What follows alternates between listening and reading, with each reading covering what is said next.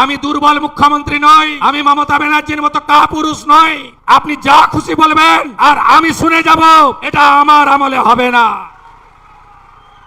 আমি আমার কমিউনিটির লাখ লাখ লোককে নিয়ে যাব। মলয় মহাজন, মুখ্যমন্ত্রী, এসপি, আপনাদের কত ক্ষমতা আছে? আমার লক্ষ লক্ষ আমার ভাইকে আপনারা জেলে রাখুন, এই কথা সংবিধান স্বীকার করে না। এখানে যিনি জেতার পরে পদত্যাগ করেছেন দুটো জায়গায় জেতার জন্য, উনাকে আমি বলেছি আপনি নির্বাচিত প্রতিনিধি, সংবিধান মেনে উন্নয়নের কথা বলুন। বন্দে মাতরম গাইব না, জাতীয় সঙ্গীত গাইব না, 26শে জানুয়ারি 15ই আগস্ট জাতীয় পতাকা তুলব না, এফআই সিমিকে ঢোকাবো, যা খুশি করব, পুলিশ শাটারের নিচে ঢুকবে, এই জিনিস অতীত। সংবিধান মেনে, দেশকে মেনে, রাষ্ট্রবাদকে মেনে আপনিও নাগরিক, আপনার অধিকার আপনি আমার কাছ থেকে, আমাদের কাছ থেকে বুঝে নেবেন, তাই হওয়া উচিত। রেজিনগরের শক্তিপুর বহরমপুর রাস্তা খারাপ, হাকুড়ি থেকে করিমপুর মোড় রাস্তা খারাপ, রাস্তাগুলোকে সারাতে হবে। আমি আপনাদের কাছে পরিশেষে চাইতে এসেছি, রেজিনগরটা দেবেন তো? দেবেন? দেবেন?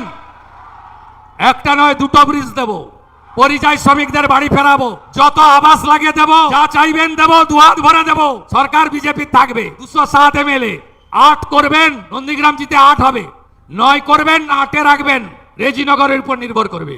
কাকে পাঠাবেন? ঝগড়া করবে, ধমকাবে, কমিউনিটির কথা বলবে, হিন্দু মুসলমান করবে, মন্দির মসজিদ বলবে না? উন্নয়ন চাইবেন। উন্নয়ন যদি চান, হাতে কাজ, পেটে ভাত, মাথায় ছাদ, খোলার আলো, আরো স্কুল, আরো কলেজ, আরো রাস্তা, আরো ব্রিজ, ঘরে ঘরে নলে জল, কৃষকের অধিকার, পরিযায়ী শ্রমিক বাড়ি ফিরবে, তার স্ত্রী কন্যার পুত্রর সঙ্গে বাড়িতে থাকবে, বাবা মার সেবা করবে।